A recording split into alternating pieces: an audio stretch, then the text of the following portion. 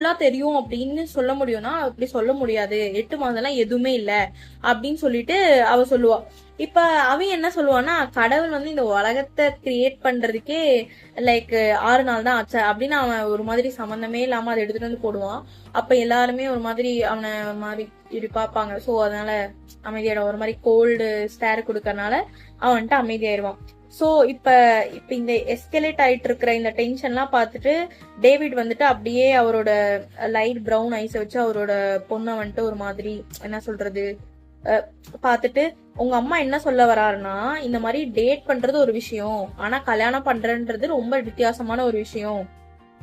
அதுக்கு ஜெனட் என்ன சொல்லுவானா, நீங்க என்ன நான் எப்பவுமே டேட் பண்ணிட்டே இருப்பேன்னு நினைச்சீங்களா அப்படின்னு சொல்லிட்டு அதுக்கு பதில் சொல்லுவா. இந்த மாதிரி டேவிட் கேக்குறதுக்கு.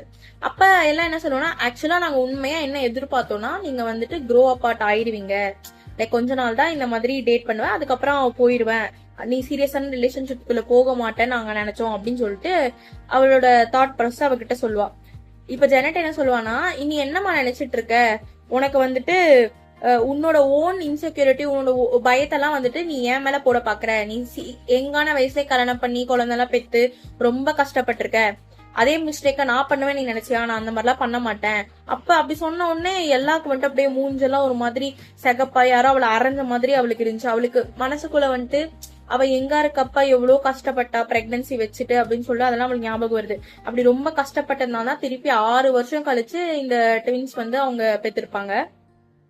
அண்ட் ஜெனட் வந்து ஒரு ப்ரீ மெச்சூர்டான பேபி. சோ அவங்க ரொம்ப கஷ்டப்பட்டு இருப்பாங்க. சரியா?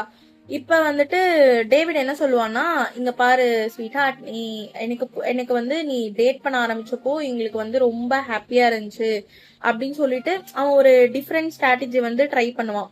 பட் அவன் நல்ல பையன் தான் இல்லன்னு நாங்க சொல்ல. பட் ஒருவேளை நீ கிராஜுவேஷனுக்கு அப்புறம் நீ உன்னோட ஐடியாவை மாத்திக்கலாம் இல்லையா, லைக் இப்ப நீ அவன் நல்லவன் நினைக்கிற, அதுக்கப்புறம் நீ மாத்திக்கலாம்ல அப்படின்னு சொல்லிட்டு அவன் சொன்ன உடனே ஜெனட் வந்துட்டு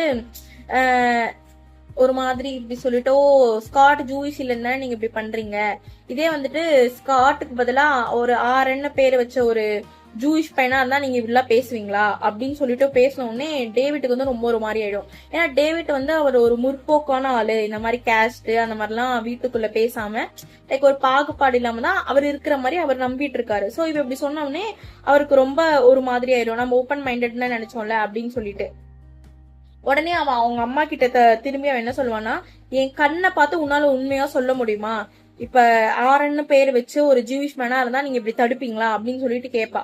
சரியா? உடனே அவளோட வாய்ஸ் வந்து எப்படி இருக்கும்னா, அதுல ஒரு ஒரு கோவம், ஒரு ஏளனமா பேசுவாங்கல்ல அந்த மாதிரி